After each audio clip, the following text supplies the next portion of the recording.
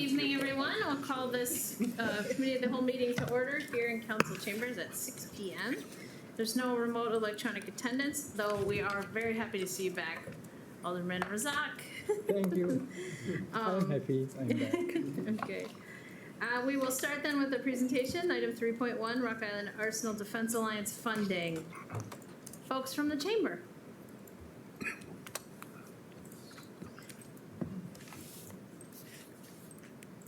Good evening. Good evening. Make sure all the technology is working. Okay, great. If it's not, blame me. It's probably user error. My name is Ladrina Wilson, and I serve as the CEO for the Quad City Chamber of Commerce. I have with me my colleagues Brian Irby, who is our Chief Strategy Officer, as well as Julie Forsyth, who is our Senior Vice President for Business and Economic Growth. Brian is here mostly in the capacity as our Executive Director of the Rock Island Arsenal Defense Alliance, reports to Brian, and so wanted to make sure that he was present and aware of this conversation today. And also our Executive Director is in DC doing his work, so he couldn't be here. But Julie and I will give you a brief overview of our relationship with the Chamber and the City of Moline, and then more specifically Riata. We had a chance to connect with Bob in advance of the meeting and realized it's been a couple of years, even though there's new faces, it's been a couple of years since we've been out to talk collectively about the work of the Quad City Chamber. So we're just gonna do a brief overview and then talk more specifically around the Rock Island Arsenal Defense Alliance. So the Chamber is a nonprofit organization dedicated to creating a prosperous regional economy where all can thrive. I emphasize the all in that statement. We are not for some people, we are for the benefit of all the Quad citizens here in this region. And so we are taking deliberate efforts through our talent and inclusion work to make sure that we capitalize on the all in that. Simply put, our job is to try to help businesses be better businesses. That's the best way I can break down what I do as I continue to try to explain to my 9-year-old who keeps asking me now, what do you do again? So we are in the business of helping other businesses become better businesses through our advocacy work and our programs and services that we offer. What we do, we have our pillars here in front of you. So we are about business and economic development and growth. We'll talk just briefly a little bit about that. And the Rock Island Arsenal Defense Alliance really does fit into this particular pillar of our work, especially if you look at it from the perspective of business retention, even though it is a governmental agency. We have our talent attraction and development line of work, where we are actively working with our colleges and universities, our K-12 partners, as well as some of our region's largest employers to create attractive opportunities for people to consider the Quad Cities to call their home, where they can live, work, and play. Which leads me to our placemaking efforts. Our placemaking and place management usually sounds like all the fun stuff, the bells and the whistles, the events, the programs, the activities, the place activation that you may be familiar with. But it really is part of our overall approach, which is centered on creating a place where people can choose to work, but also have a great quality of life at the same time. So you will see the economic development space that if you are trying to attract businesses, they're gonna wanna quickly know what you have here to offer for them. And that is what our place making and place management work entails. And we currently have partnerships across the region. And then of course, our strong chamber pillar goes across everything that we do, our governmental advocacy work that we do on behalf of our businesses, making sure that we have a business-friendly climate here for the businesses that exist here, but also those that are considering moving here. We have our sales and marketing team, our finance and administration, and of course our foundations that do take in philanthropic dollars to allow us to do some of our work. We have our business and economic growth team. I'm going to have Julie just give a few remarks here about her work and her team, and then I will jump back into the Rock Island Arsenal Defense Alliance. Thank you, Ladrina. Well, thank you, everybody. It's great to be here tonight. I have been with the Quad Cities Chamber since 2013, so for 10 years in various capacities. I'm happy to be leading our business and economic growth team, our economic development efforts. And I've also been a resident of Moline since 2005, so happy to be presenting in my home community. Want to just give you an update on what we do in economic development. So we're the regional point of contact for business attraction in the region. So that means that we do all the regional marketing and promotion for the region, outreach to site selectors and companies, and project management services. So we're trying to get businesses to come to the Quad Cities region. So that's 3 counties in Illinois, 3 counties in Iowa. So we represent all 6 counties in addition to our major municipalities of the Quad Cities. And as you can see, there's our region that you're all familiar with. And then we focus our efforts very specifically in business attraction and business retention and expansion in our 5 focused industries. So these are the industries that have high quality jobs. If they're coming to the region, they're making quite an investment in the region. And this is really the DNA of our region. These are the companies that are here. So if a company moves here, the supply chain is here, the elements are in place to support a business that would come here. Our major employers are in these sectors as well. So what do we do? So business attraction, again, it's lead generation. So we are trying to find companies that can come to or will consider the Quad Cities region to expand into this market. We have prospects that we reach out to and have conversations with them, find out their needs, and then we also develop relationships with site consultants. Site consultants are hired by companies to specifically go out and find where is the next location that they should choose. So we develop those relationships so that when somebody has a prospect that matches what we can do here for them in the Quad Cities, we've already got those relationships in place.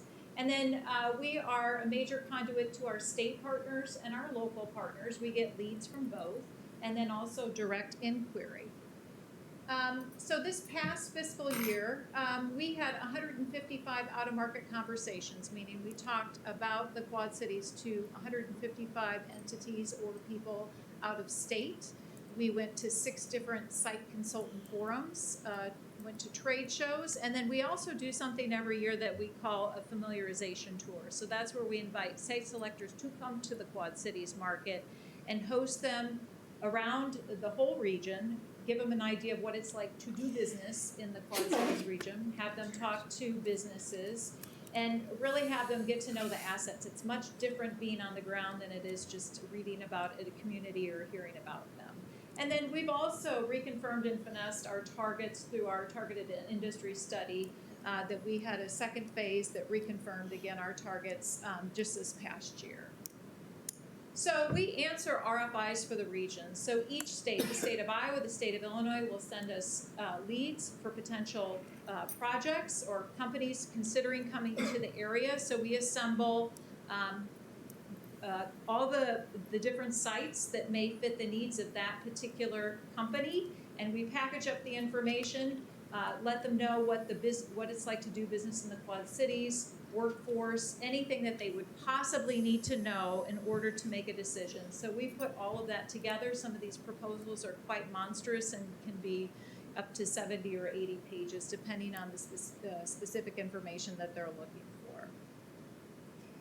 Here are the regional wins over the past 3 years. So the number at the top, this past fiscal year, there were 79 new project opportunities that we were working to try to bring business to the region.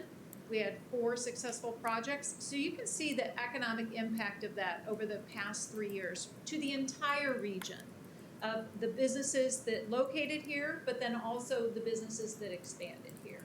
So that economic impact goes throughout the entire region, and that shows up not only in the people that are employed, but the investments that's made, the businesses that support those businesses once they come to the region. So the economic impact flows throughout the entire region, not just the county or the city that particular business is located in.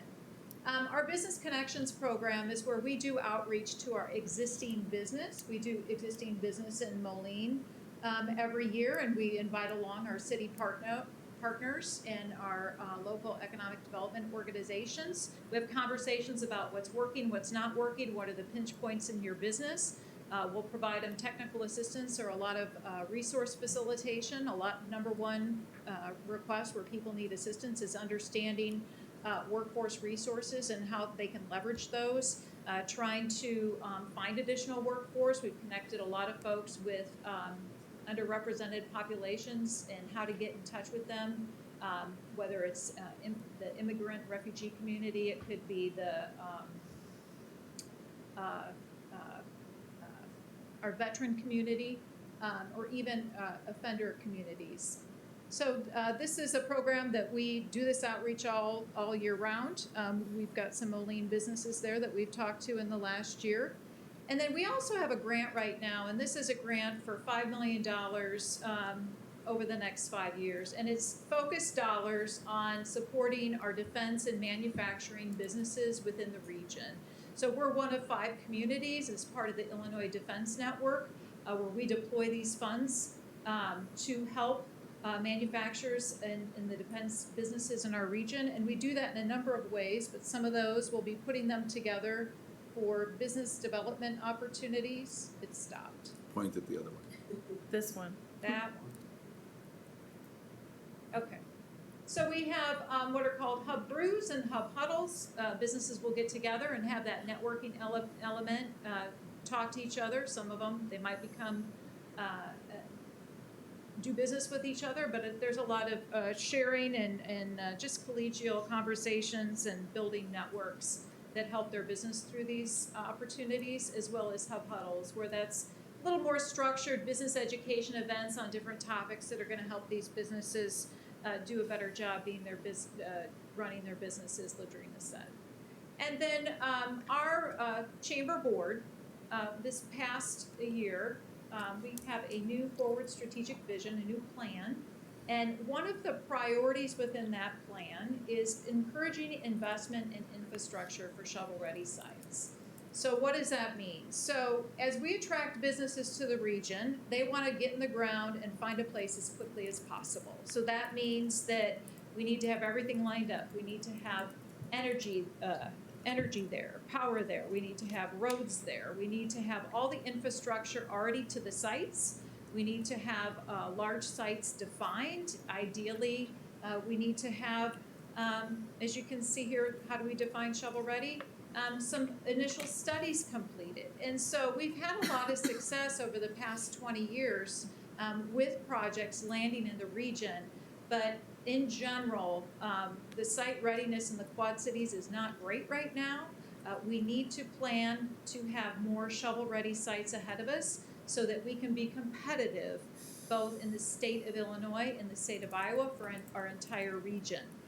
So this is a priority of the chamber right now, and most recently we convened a group of private sector folks to come together to talk about this, and then also brought in a site selector to talk about how do communities compete and what do they need to have in place and ready to go to compete. So this is an ongoing priority. We'll be talking more about this. We regularly have discussions with all of our city partners to understand where are the opportunities for within each community to move ahead in coordination with plans and comprehensive plans. So that's there's more to come on that for sure. And then at this point, I'm going to turn it back to Ladrina for a conversation about RIATA. So I won't be before you long, but I do want to just take just a few minutes to talk to you about our community's second largest employer. A lot of people don't know about the magic that happens at the Rock Island Arsenal, and part of the purpose of the Rock Island Arsenal Defense Alliance is to ensure the sustainability of this resource here in our region. So I think we can all wrap our minds around the impact if, for example, John Deere were to no longer be in this community. We can understand the ripple effect that that would have in our economy, and it would send shockwaves through our system. Similarly, the impact would be felt with the Rock Island Arsenal if we lost the capacity to have that as our second largest employer.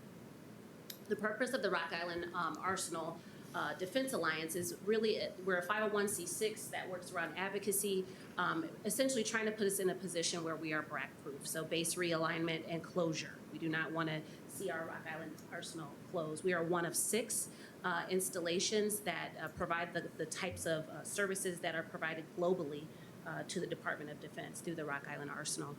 So I've often shared with people, I learned how to drive on the Rock Island Arsenal because I lived in Moline, was not a great driver, but it was a safe place to have turn signals, to have stop signs, to have all the things. It was a little community that I could get a feel for things, and then 9/11 happened and we really weren't able to access that community amenity, whether it was the golf course or just driving through in the way that we traditionally had. The Rock Island Arsenal is back open for many of us if we decide to go there and see. The museum is open. They're working on getting the golf course ready. But more specifically, just as we are bringing before you information about what the Quad City Chamber does, we regularly have to stay in contact with the command there at the Rock Island Arsenal because they turn over every 2 to 3 years. And so we really are working to keep a pulse on making sure there are shared priorities. ASC, which is the Army Sustainment Command, has global impact. Anything that goes from the uniforms that people wear to all the logistics that make sure weaponry ends up in Ukraine or maybe in Israel or whatever, that all happens through here. General Wilson is responsible for the Army Sustainment Command and logistics. ACC, which is the contracting unit, they are responsible for a significant and substantial portion of the contracts that go through the Department of Defense. And that all happens here right in our backyard. The Rock Island Arsenal, it has about 6,500 employees. It continues to be one of our largest employers. We want to maintain that presence, and we work with the Roosevelt Group, which is a lobbying organization, to make sure that we have a pulse on any federal initiatives that are coming down the pike that may impact us or create a vulnerability. So that is part of what your current investment funds. We have strategic goals around how to protect this asset and to continue to be, to even grow the capacities of the Rock Island Arsenal. The history on this organization is it once was the Rock Island Arsenal Development Group. And then in 2020, they came under the Chamber as the Rock Island Arsenal Defense Alliance with a broader scope of work around expanding our connections to the defense industries, as you saw in our targeted industry studies. We have a lot of advanced manufacturers here who have the capacity to support the needs of the Rock Island Arsenal. And so we want to make sure that we work as a region to position our local businesses, be it small or mid-sized, and even our large businesses, to have strong relationships with the Department of Defense through the Rock Island Arsenal. The city of Moline has over 400 employees that work at the Rock Island Arsenal. Of our employed, the 6,500 folks that are employed at the Rock Island Arsenal, 6,000 of them are civilians. There's about 500 or so folks who are from the First Army. So it really, truly is our community's asset. I'm sure we all know someone who works at the Arsenal or who has worked at the Arsenal. And so part of our work is making sure that we have the resources to be able to maintain and fortify that presence and work as a conduit to be able to support businesses' expansion and growth to defense contracting. So with that in mind, I've left additional materials for you all to review at a later date, but we are currently looking at, your current investment is at $17,400, and we are looking for a future increase of about $8,700. We are also reaching out to our colleges and universities to look for additional support moving into the future. We'll be working with our local businesses to also ask them to step up and invest. And we are also looking at the out-of-market businesses, those businesses that are in the Maryland area that have substantial contracts with the Rock Island Arsenal, that go through the Rock Island Arsenal, and they would lose continuity if those services were to go to another installation.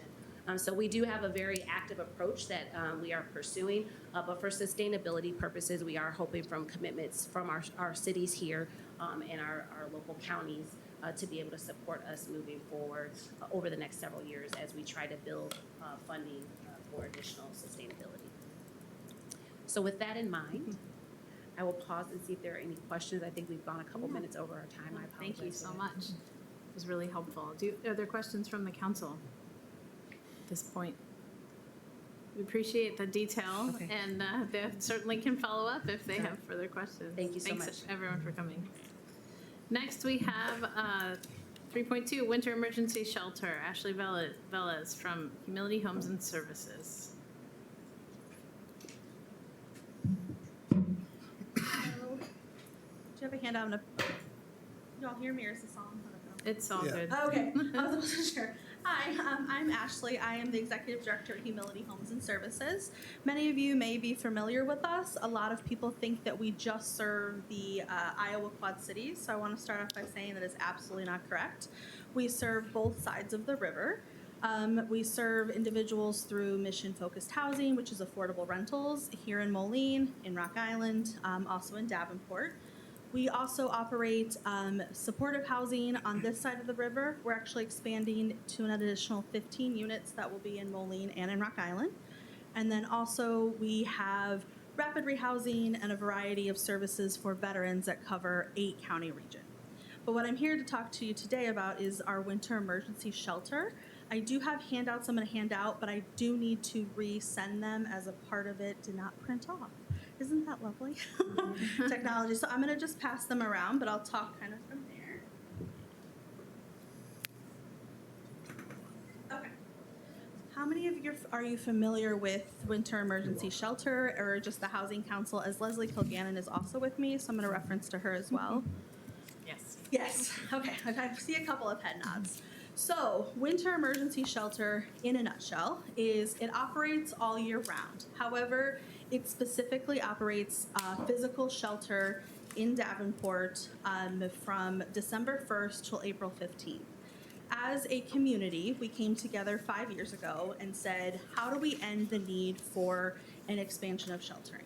We're a large region. We have, close to 400,000 residents, and on any given time in the Quad Cities, there's about 550 individuals and families sleeping unsheltered or sleeping in a shelter. As a community, 551 is something very doable. However, we have lost 6,645 units of housing in the last 10 years for affordability. When we say affordability, we mean that you aren't choosing if you need to buy your children shoes or pay for your medication because all of your money is going towards rent. So we, as across the nation, you should spend about 30% of your income on your housing allowance. In the Quad Cities, though, that number is greater. About 50 to 60% of Quad citizens spend at least 70 to 90% on rent, and it's just getting worse.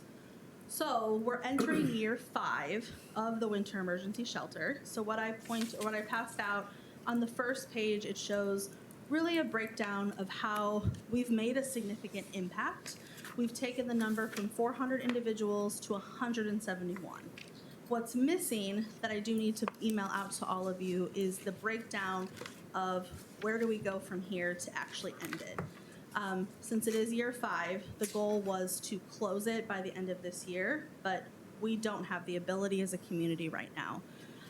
What I'm speaking today about is we're asking for funding. Moline has funded the last 2 years. The first year was $3,500. The second year you funded at $5,000. This year, in order to have any chance to, 1, open it, and 2, close it, we're asking for $20,000 to help support it. One thing that we do all year round is Moline Police bring individuals to us at any time of the night, any time of the day. We have a no turn away policy if the police are bringing individuals in. If I cannot open the shelter, that will stop come December 1st. I don't have the number off the top of my head for Moline, but I will get that to you so you know how many people have been brought in to us. Let's see what else. So there's the budget that is attached on the second page. I'm going to pull up on my phone if you don't mind. That shows that really we broke it down. So of the 171, we break it down into 3 categories: a low barrier, a high barrier, and then as well as a chronically homeless one. So as a community, we've done a really great job of meeting the low barrier numbers, which I'll send out so you see it. We've taken that one from 166 people to 45 people. So that, to me, this year will end the need for them. And then chronically homeless, we took it from 53 down to 33.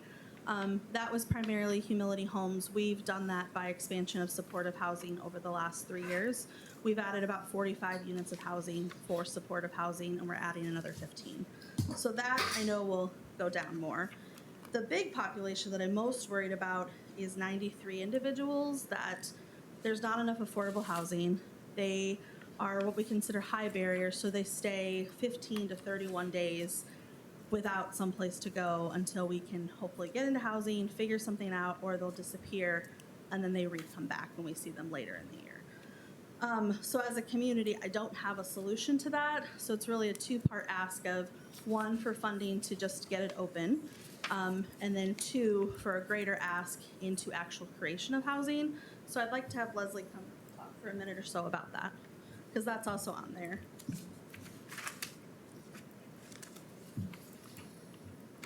Good evening. Thanks for the opportunity. My name is Leslie Kilgannon. I'm the director of the Quad Cities Housing Council. We are the resource development arm for a consortium called the Quad Cities Housing Cluster, which is about a 60-member, as I said, bi-state coalition consortium of for-profit and nonprofit developers, service providers such as Humility, any organization that you know is dealing with shelter, transitional housing, permanent supportive housing, rehabbing homes, all the way up to affordable home ownership. So anything that crosses the spectrum of creating and preserving units of affordable housing.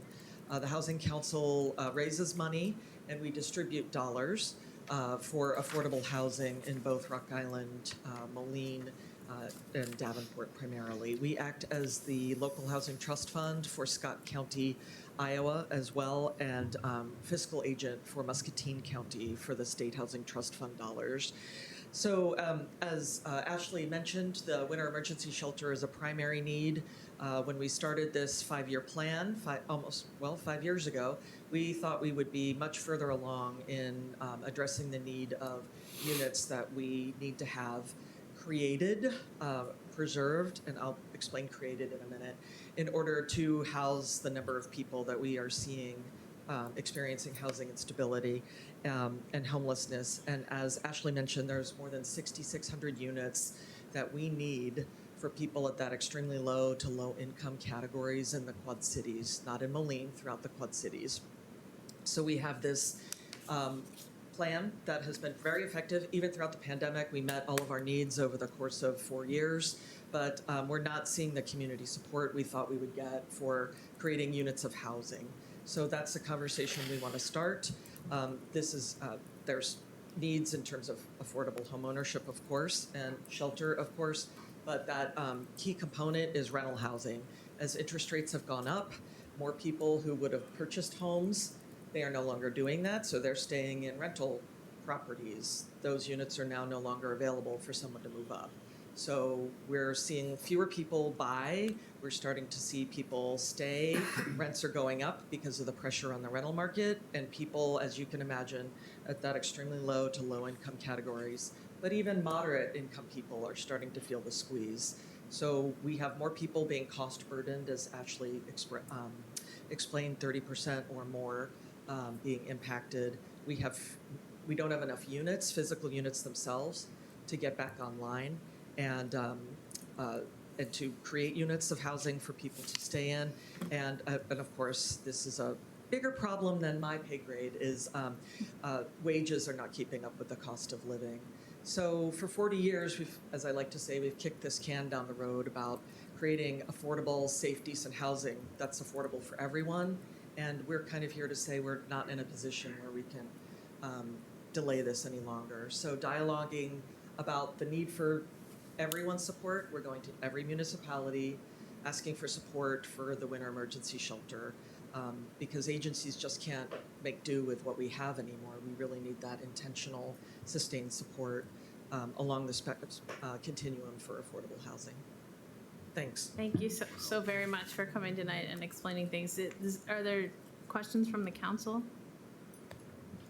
Mr. Timian? Thank you. I was just a point of conversation. I know we're short 6,600 units. That was before the pandemic. So 8 million now. I mean, Yeah. things have gone out of control. It's not getting better. And obviously, any construction is not going to happen overnight. Are there any interim solutions outside of shelters that municipalities could more easily help with? One I thought of is single room occupancies that used to be a lot more popular. They've kind of gone out of fashion, but they typically allow rent of $200, $300 a month for a single room with shared bathrooms. Are there any communities you've seen doing things like that to help address this need in the short term? Yes, so we have, as Humility, we have single room occupancies. There are some that do rent that to create that. Rents, like you said, are between $200 and $300, which would be beneficial for a lot of individuals. That would help in the interim, but in the long term, no, that wouldn't solve the need, but it could really help move the needle on it. Yeah. Rehabbing properties, getting properties that may be vacant or the owner is not taking care of it.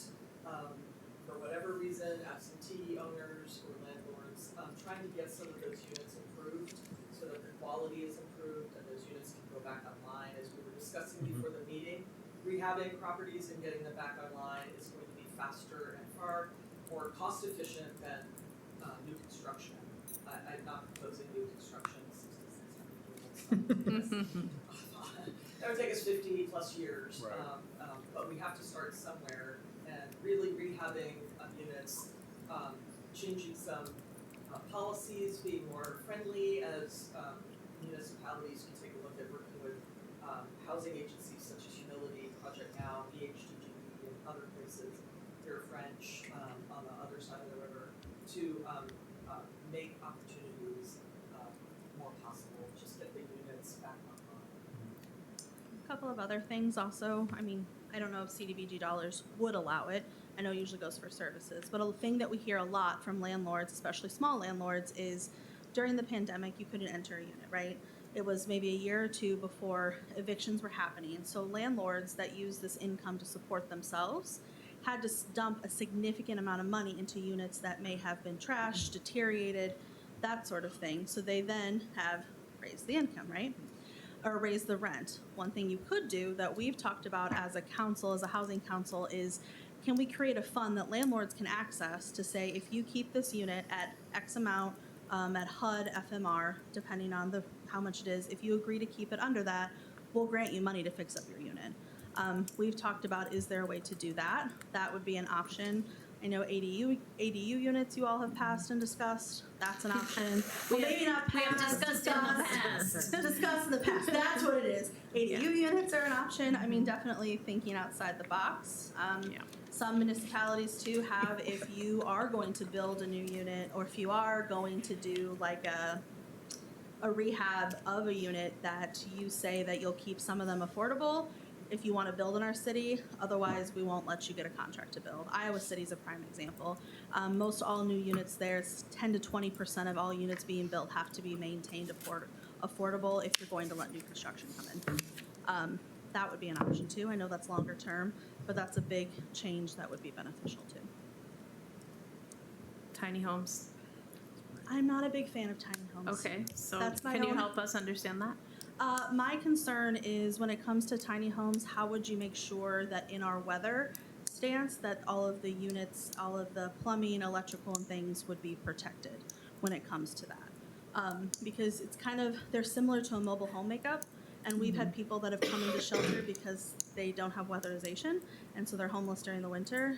They come in and they use our showers because they don't have water, but they have a home, and so we're still helping. So I'm not a big fan of them. I know other units have also looked at it, like Kansas City has one for veterans that we've looked at, but then when we've talked to the veterans in Kansas City and talked to our own veterans, you have the tiny homes here, and then you have the community building in the middle.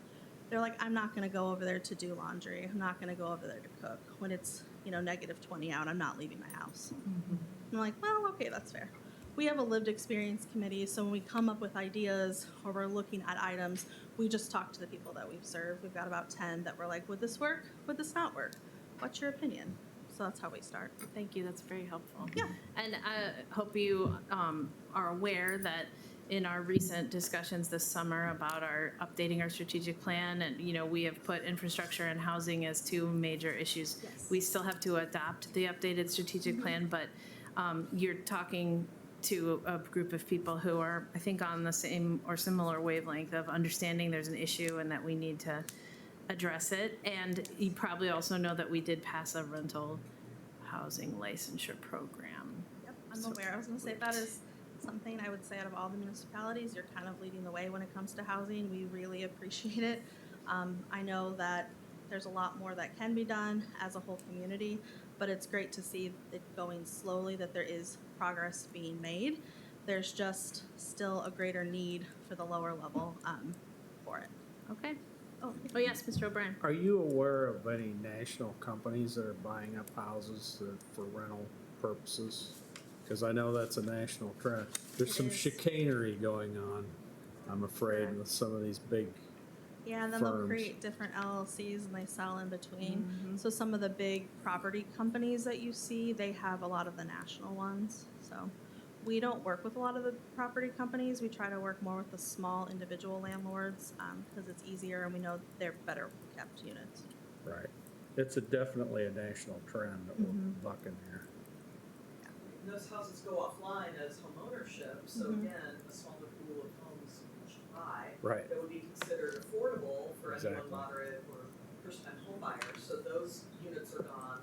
And then those, perhaps if you get enough of those houses in neighborhoods, your people get concerned because that's a lot of, rental housing, absentee owners, people, a mailbox and a voicemail in another state is not as effective as the local one. Right. Okay. Thank you so So, much. thank you. Appreciate it. Thank you. Moving on to item 4.1, just to point out there's a Scrivener's error. It should say Fire Prevention Week as opposed to Fire Safety Week. So I will read this proclamation request by Chief Regenweather. Excuse me. Do you want to say anything about it? Sure. Thank you, Your Honor. Good evening, members of council.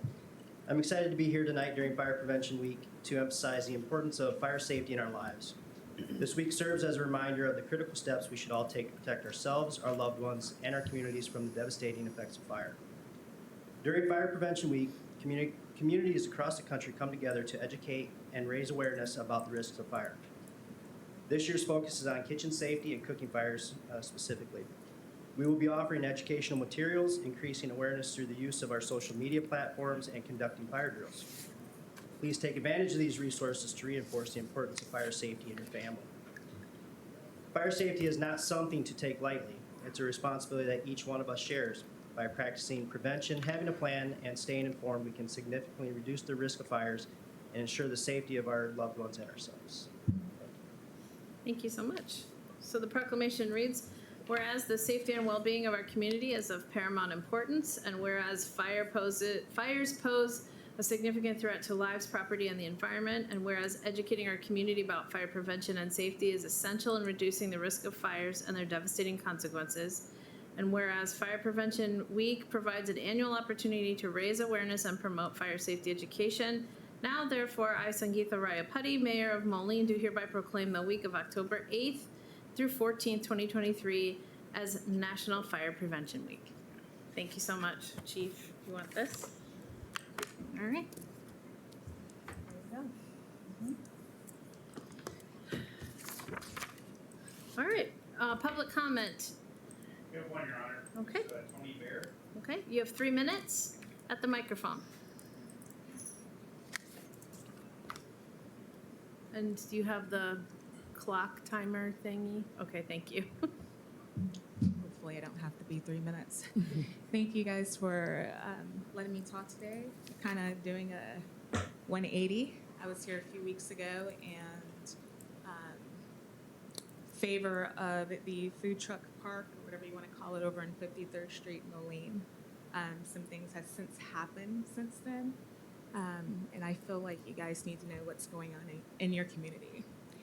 This has been on live, so I'm sure majority of you have heard about it. Jasmine Lee said to me on live that I was going to be shucking and jiving. And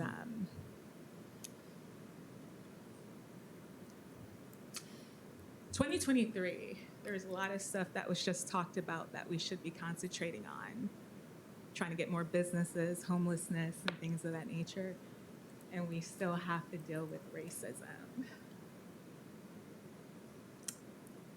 You have a city official, when I had a Sandra Bland shirt on, come up to me and said, "Is that colored girl that got killed?" Bob Vivas. I understand a lot of people aren't educated with racial undertones, but I think a lot of people understand what things mean. A lot of people aren't wearing sheets anymore, right? They're wearing these smiles. So I'm not from here. I came here, been here since 2010. My husband works at Deere. I started a business 3 years ago. I didn't ask for any of this, none of it. But I have no ties here, none whatsoever. And I feel like a lot of people are afraid to say things because they do have ties here. and they don't want to disturb what they have going on. I'm letting you guys know I'm not going anywhere. I will be here. I hate the word exposing, but I was expose everyone who can't wear sheets anymore, everyone with the fake smiles. I can't see how we can talk about bringing new business here when some people run out of they try to run off minority businesses. I don't feel comfortable opening my food truck anymore because I don't know who to trust. My objective was to feed souls. I don't feel like I can do that anymore because I don't know who to trust. Now I understand that people are taught this in their home. So what do we need to do? Start teaching it in home or in school? What do we need to do?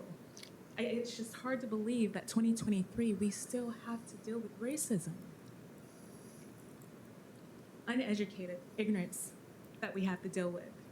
Now my income stops because unfortunately, someone I came here to help build their business, right? She seeked me out to help her. She got what she wanted, and she showed her true colors.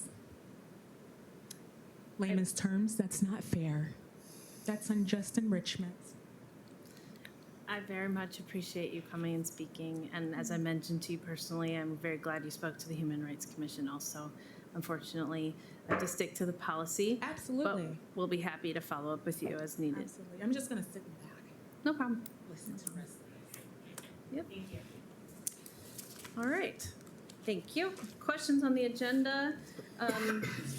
Item number 6, this is, I need to announce that the Cal Council minutes for 9/12/23 were edited to correct a scrivener's error in the council bill numbering.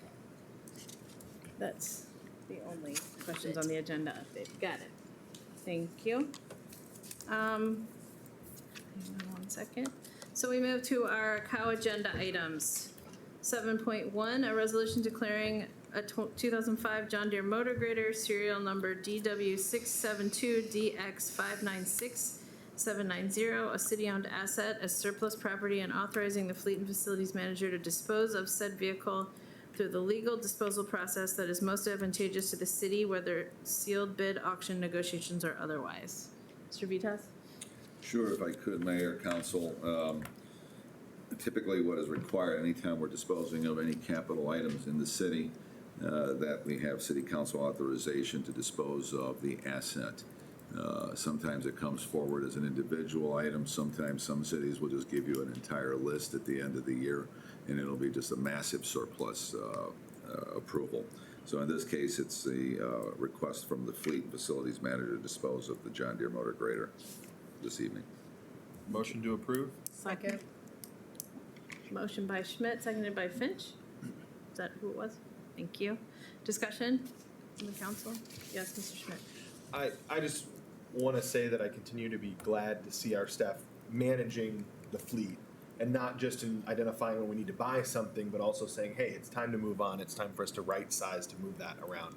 Makes it a lot easier for us to be adjusting that fleet and up and down, and just really glad to see that sort of responsibility. Okay, thank you very much. If there's nothing further, all in favor? Aye. Any opposed? That motion passes. 7.2, a resolution authorizing the mayor and city clerk to execute and attest the seventh amendment to the site license agreement with New Singular Wireless PCS LLC related to AT&T cellular equipment at the 17th Avenue elevated water tank. Is this Mr. Vitas or Mr. Lodi? Mr. Lodi, would you like to speak to this one? You've worked on it long enough. Your Honor, this is a routine amendment to the agreement. The AT&T's had equipment on the tank since 2002-ish, and they intend to install a backup generator to be used in extended power outages. Community Economic Development has reviewed the plans and has required the necessary screening and so forth. Thank you. Is there a question? Oh, it's not on the floor yet. Motion Sorry. to approve? Second. Thank you. That's Mr. Schmidt and Ms. Castro. Discussion. Mr. Timian. Typically, these wireless agreements come with some sort of leasing agreement. I did not fully read that. Is there a revenue stream that comes as a part of this? Is it substantial, or is it just? $200, an additional $200 per month. Okay, thank you. Anything further? If not, all in favor? Aye. Any opposed? That motion passes. Number 7.3, an ordinance dissolving the special tax allocation fund and determining the designation of the South Park Mall redevelopment project area TIF number 8 within the city of Moline, Rock Island County, Illinois. Mr. Vitas. Yes, Mayor and members of council. This is a request for council to authorize the dissolving TIF number 8, known as the South Park Mall, for several reasons. We have spent the better part of the last 2 years working with the owners of this 80-plus acre site and presenting them with opportunities for senior housing, opportunities, which you know housing's an issue here, but opportunities to create housing on the property, opportunities to bring indoor sports to the former Yonkers facility, offers to even assist them in preparing redevelopment plans for the 88 acres so that it could become marketable and usable. And though they listened, it fell on deaf ears. And at the same time, while those discussions were happening, going back to probably 2020, 2021, they began the task of slowly reducing the property value of their ownership, resulting in an upside-down situation financially where they were no longer receiving any tax increments from the city because they were successful in getting the county to reduce their assessed value on the property. So today, as it sits, the mall property is worth less than when the city council years ago created this TIF, so it fell below the baseline. This does not mean that we would not continue to work with Macerich if they were to have a project, a very specific project for the TIF area, what the current TIF area, which will no longer exist. But this is the right step forward in correcting a situation that needs to be corrected. It's not a new situation. It's a situation that previous administrations had made commitments to our partner taxing authorities that we would look at closing TIFs at the appropriate time if they were non-performing. And we have 2 such TIFs today. The next agenda item will speak to the other issue. So we're recommending closure. Thank you, Pat. Who was the second? Ms. Finch. Okay, thank you. Discussion from the council? Okay, hearing none. All in favor? Aye. Any opposed? Motion passes. 7.4, an ordinance dissolving the special tax allocation fund and terminating the designation of the Route 6/150 redevelopment project area, TIF number 9, within the city of Moline, Rock Island County, Illinois. Mr. Vitas. Much for the same reasons as TIF number 8, TIF number 9 has actually never performed. The property itself, including the Horace Mann School, which is being used for not-for-profit purposes, remains in place. Unfortunately, from the time that this TIF was created until today as well, there were changes to the Rock River floodplains, flood maps, and it renders this property highly undevelopable. There was a small portion that they have sought for many, many years to try and get approval from the state, and they have not been able to achieve that. It would be the equivalent of a gas station on a corner or a 7-Eleven, as I understood it. It's a very small piece of development that does not warrant a TIF. So we're recommending closure of this TIF as well. Move to approve. Second. Thank you, Mr. O'Brien and Ms. Finch. Any discussion? Hearing none, all in favor? Aye. Any opposed? That motion passes. 7.5, a resolution approving a new special event application for Mercado on 5th, Mercado Navideño event scheduled for Friday, November 10th, 2023, and closing certain streets more particularly described herein to vehicular traffic. Mr. Vitas. More than happy to bring this one to your attention as well. This is a single day, single event, Friday, November 10th, very specifically for the Navideño event. This is the first time I think they're holding this event. I know they haven't done it in the last 2 years, But they are holding this event on Friday the 10th, and it would require the closure of 5th Street as proposed. And we are, before you vote, we're also looking at working with Mercado for 2024 to find ways to improve what's been going on, not only in terms of parking, but access and the movement of not only the people in that area, but providing for security going forward. So we will be working with them over the winter months to have a great 2024 Mercado season. So we're recommending approval. Motion to approve. Second. Thank you by Alderperson Finch, seconded by Macias. Discussion? Hearing none, all in favor? Any opposed? Motion passes. 7.6, a resolution approving the special event application for the annual lighting on the Commons event scheduled for Saturday, November 18th, 2023, and closing certain streets more particularly described herein to vehicular traffic. Mr. Vitas.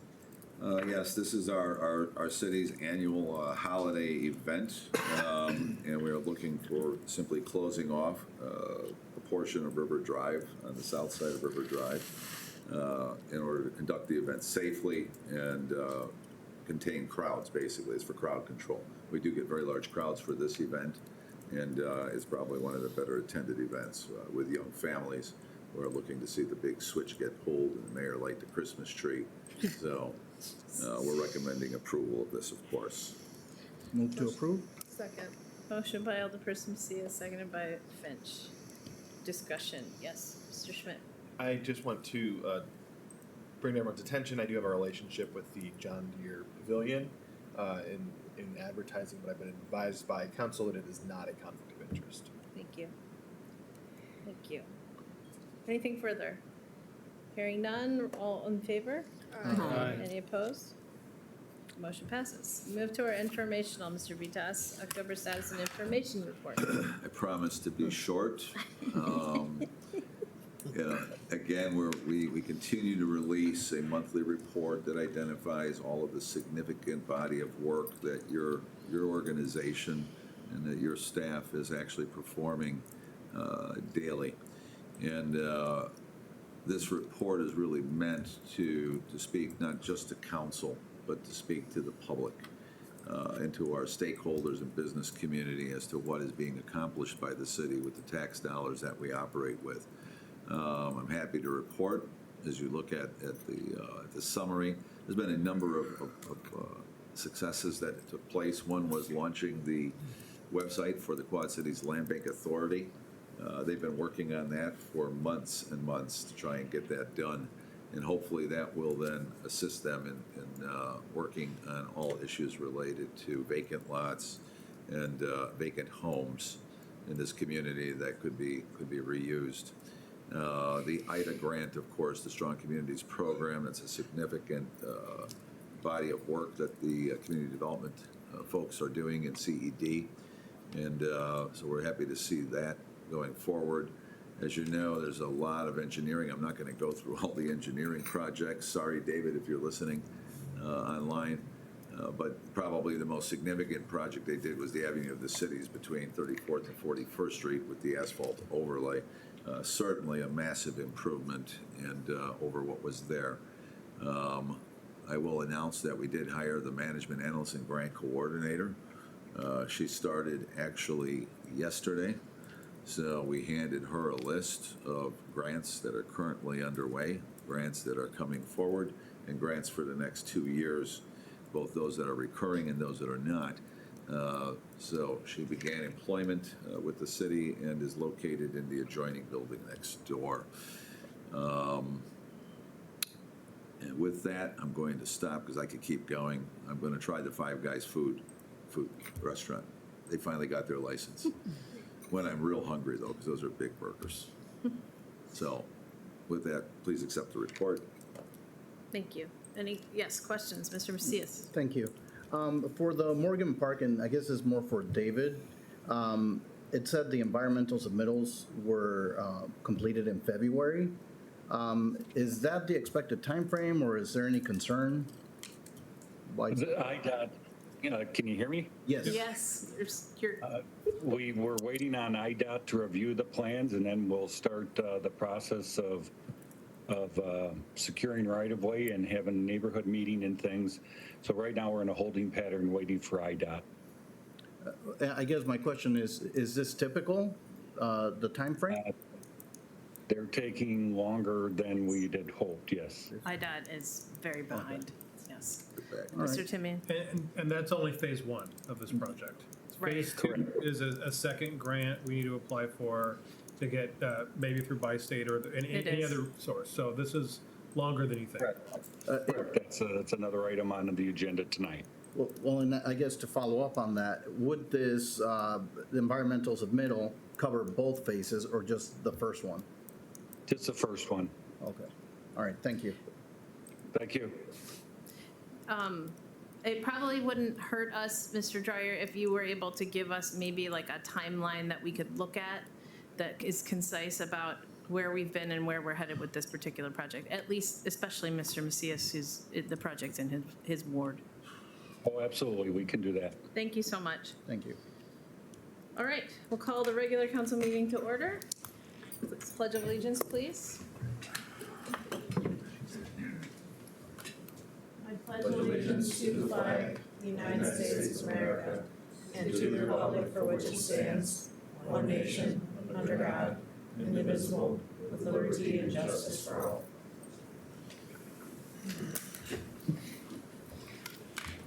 Just 1 second here. Invocation, Mr. Schmidt? Roll call, please. Alderperson Murphy, Present. Macias, Present. Razak, Present. Timian, Present? Finch, Present. O'Brien, Present. Castro, Present. Schmidt. Present. Your Honor, I request approval of council meeting minutes of September 19th, 2023, Committee of the Whole, Council and Executive Session minutes of September 26th, 2023, and consent agenda items 14.1 through 14.4 inclusively. Motion to approve consent agenda? Second. Motion by Schmidt, seconded by Castro. Roll call, please. Alderperson Schmidt, Aye. Murphy, Aye. Macias, Aye. Razak, Aye. Timian, Aye. Finch, Aye. O'Brien, Aye. Castro. Aye. 8 ayes, no nays, and that motion carries. Non-consent agenda, second reading ordinances.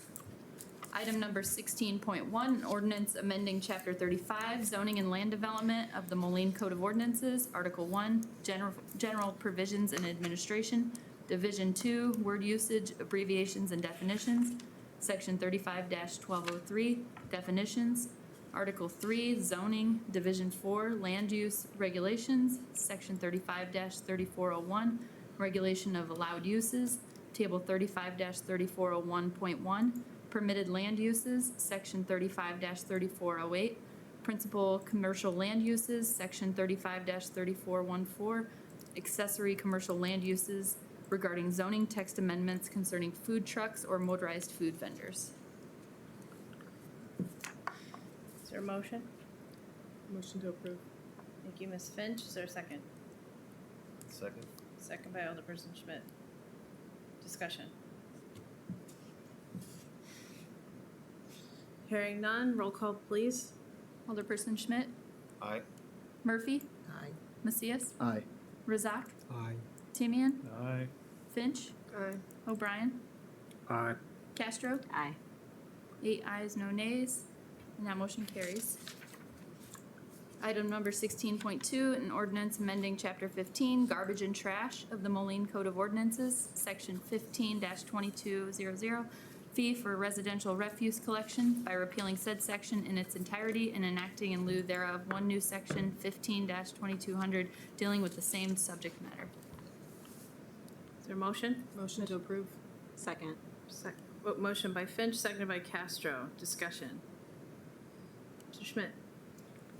Your Honor, it was seen by staff that there was an error on bringing forward a scrivener's error in bringing forward to council what we had, and this version omitted the curbside recycling carts section that we had already reviewed and discussed and had approved previously. So at this time, I'm going to offer an amendment that would reinsert that language, which would be what we had seen at the previous meeting. Thank you. I make an amendment to also repeal section 15-2102 curbside recycling carts in its entirety and enacting in lieu thereof one new section 15-2102 dealing with the same subject matter. That section reading B, fee for curbside recycling. The fee for curbside recycling of curbside recyclable materials shall be $3.69 out of $100 per single-family residence per month. Residential buildings of 5 dwelling units or less shall be charged $3.69 out of $100 per unit per month.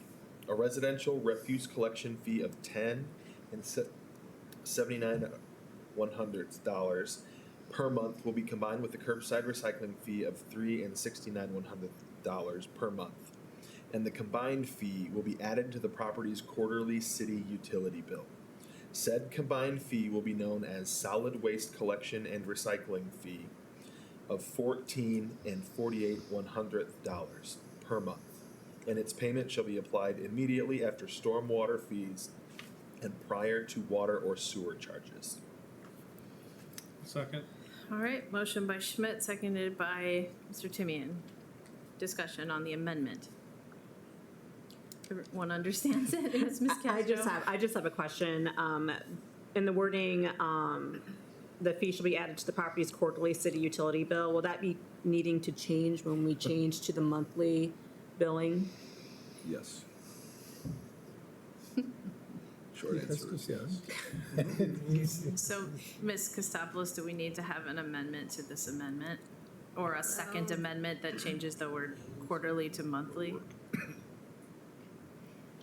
But it will not be the same amount on monthly.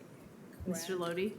Your Honor, this error was discovered as the staff was combing through the code to find changes that will need to be made to go from quarterly to monthly. So there will be a it will be number- taken care of down the line when we're Yes. actually making the switch. Yes. Got it, thank you. So no amendment needed. All right, anything further from the council? Hearing none, roll call please on this amendment. Alderperson Schmidt, Aye. Murphy, Aye. Macias, Aye. Razak, Aye. Timian, Aye. Finch, Aye. O'Brien, Aye. Castro. Aye. 8 ayes, no nays. All right, so then we need a motion on the amended motion. So moved. Mr. Bryan and Ms. Finch. Your Honor, that motion was already made. Ms. Kostopoulos, please clarify. Yes, it was already made. And then Alderperson Schmidt amended it. Oh, So we yes, thank go- you. Okay. Yeah, And we just voted on the amendment. right. So So I we go back to the original motion. That's what I just did. I Well, said we need a motion on the amended, no, we voted on that. right. Yeah. But it was Now we amended. go back to the original motion, Okay, which was already made. I forget by whom. Finch and Castro. Finch and Finch, Castro. yeah. Okay. So is there any Just- further discussion on this amended motion? Hearing none, roll call please. Alderperson Schmidt, Aye. Murphy, Aye. Macias, Aye. Razak, Aye. Timian, Aye. Finch, Aye. O'Brien, Aye. Castro. Aye. 8 ayes, no nays, and that motion carries. Okay. Item number 16.3, an ordinance amending Chapter 34, Water and Sewers of the Moline Code of Ordinances, Section 34-4400 in general, by repealing said sections in their entirety and enacting in lieu thereof one new Section 34-4400 dealing with the same subject matter. Motion to approve? Thank you, Mr. Schmidt. Thank you, Ms. Finch. Discussion? Hearing none, roll call please. Alderperson Schmidt, Aye. Murphy, Aye. Macias, Aye. Razak, Aye. Timian, Aye. Finch, Aye. O'Brien, Aye. Castro. Aye. 8 ayes, no nays, and that motion carries. Item number 16.4, an ordinance amending Chapter 34, Water and Sewers of the Moline Code of Ordinances, Section 34-3200, Sewerage Rate System, by repealing said section in its entirety and enacting in lieu thereof one new Section 34-3200, dealing with the same subject matter. Motion to approve? Second. Thank you, Mr. Schmidt and Ms. Finch. Discussion? Hearing none, roll call, please. Alderperson Schmidt, Aye. Murphy, Aye. Macias, Aye. Razak, Aye. Timian, Aye. Finch, Aye. O'Brien, Aye. Castro. Aye. The ayes, no nays, and that motion carries. Non-consent agenda resolutions.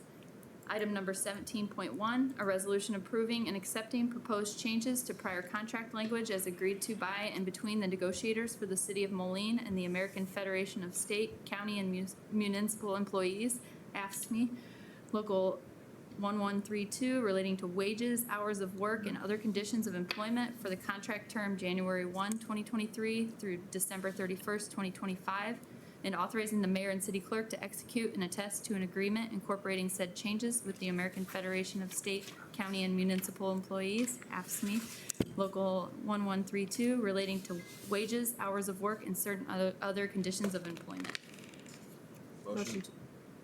Motion to approve. Second.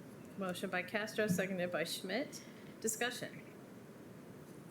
Well, I'll say it for all of us, I hope, and one more thank you to all parties involved for coming to a resolution, for helping us lead the way, again, on something we think is important, paid parental leave.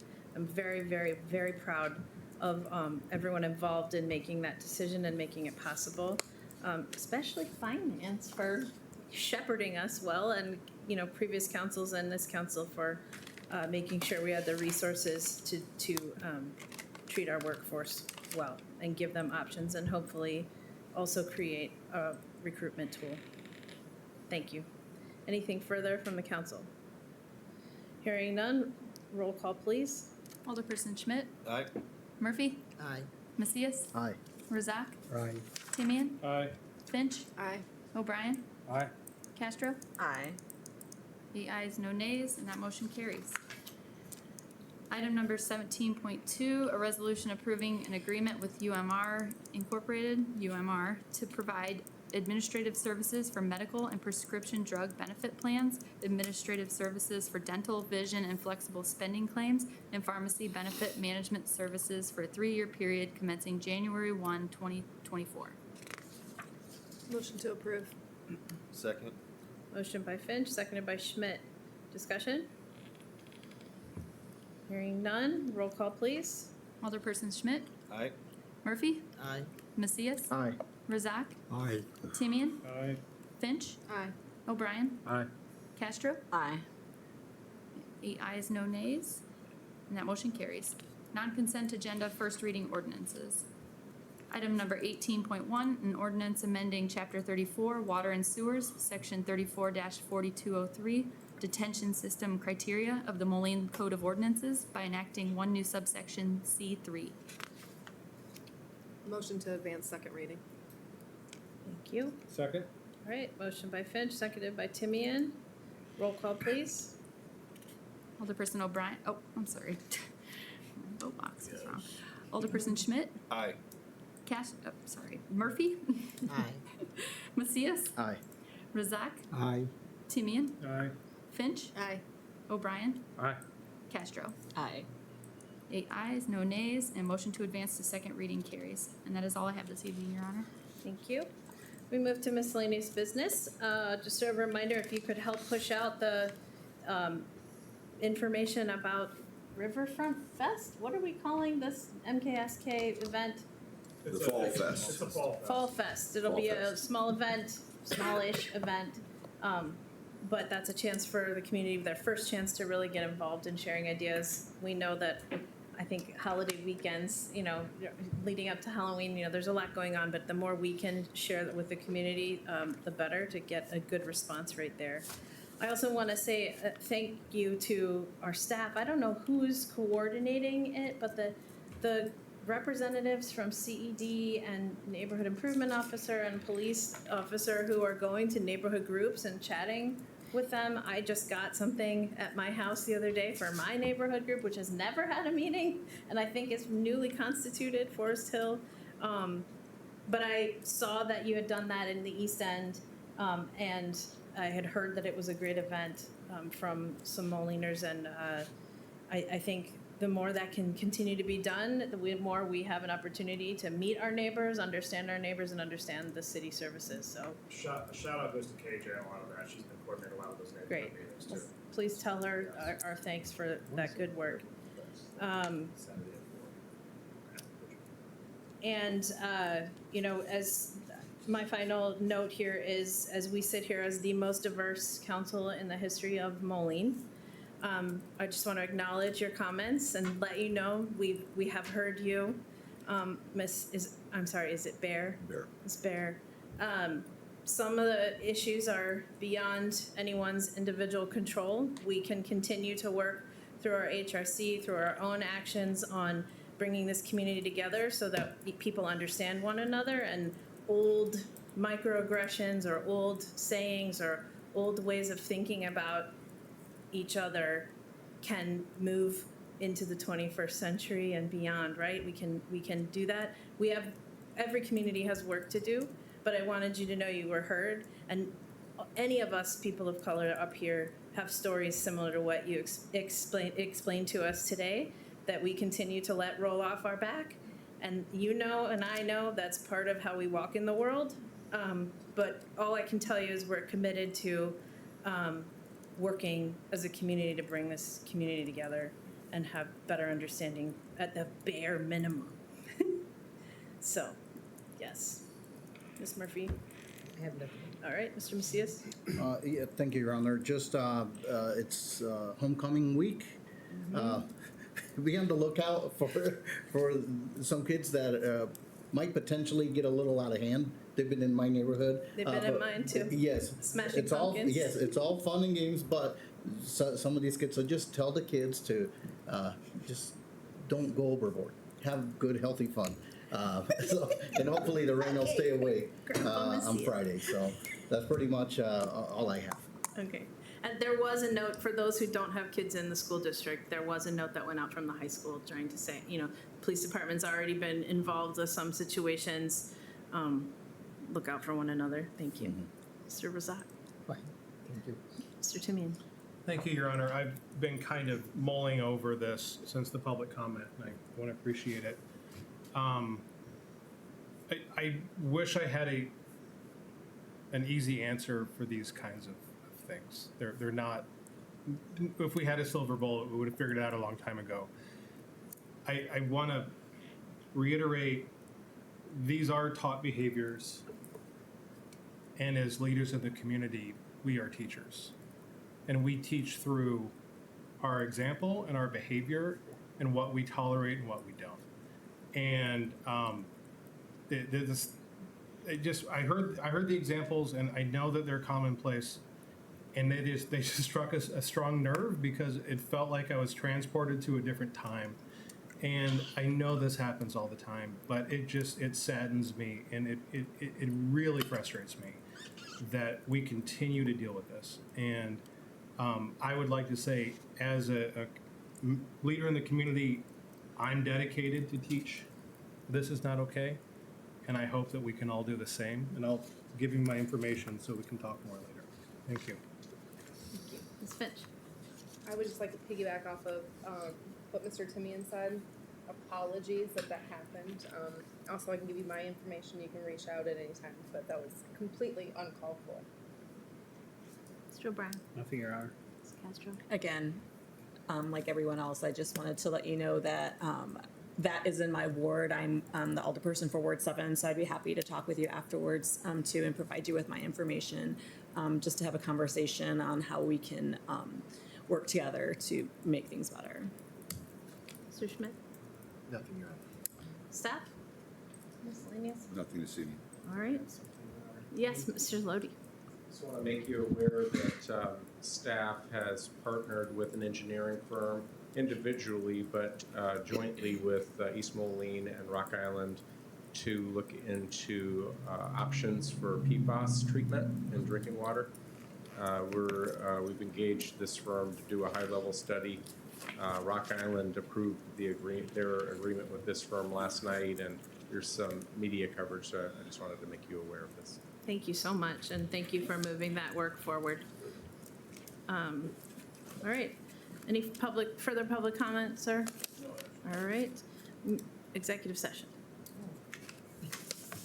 Your Honor, I make a motion that the council convene an executive session for the purpose of discussion of appointment, employment, compensation, discipline, performance, or dismissal of specific employees, 5 ILCS 120/2C1, property acquisition -5 ILCS 120/2C5. Second? All right. Motion by Murphy, seconded by Timian. All in favor? Yes, all in favor? Aye. Any opposed? Wait, no, we do roll call. We do roll call whether it's online or not for going into closed session. Sorry, roll call, please. Alderperson Schmidt, Aye. Murphy, Aye. Macias, Aye. Razak, Aye. Timian, Aye. Finch, Aye. O'Brien, Aye. Castro. Aye. The ayes, no nays. All right, we're going into executive session. Thank you, everyone.